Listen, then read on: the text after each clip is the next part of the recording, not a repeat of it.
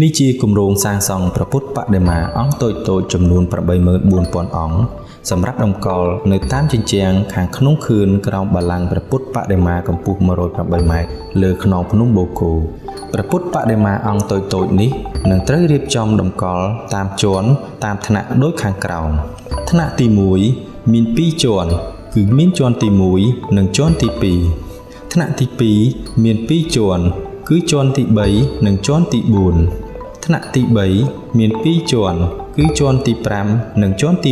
6ថ្នាក់ទី4មាន3ជាន់គឺជាន់ទី7ជាន់ទី8និងជាន់ទី9ក្រៅពីនេះក៏មានការដាក់តម្កល់ព្រះពុទ្ធបដិមាឆ្លាក់អំពីថ្មភក់92អង្គនៅចំកណ្ដាលផងដែរ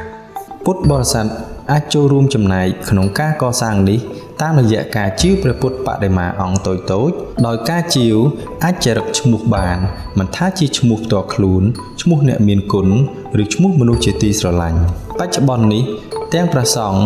និងប្រជាពុទ្ធបរិស័ទគ្រប់មជ្ឈដ្ឋានបាននឹងកំពុងរួមគ្នាជាវព្រះពុទ្ធបដិមាអង្គតូចៗនេះជាបន្តបន្ទាប់សម្រាប់ព័ត៌មានបន្ថែមសូមទំនាក់ទំនងតាមលេខទូរស័ព្ទដែលមាននៅលើវីដេអូនេះ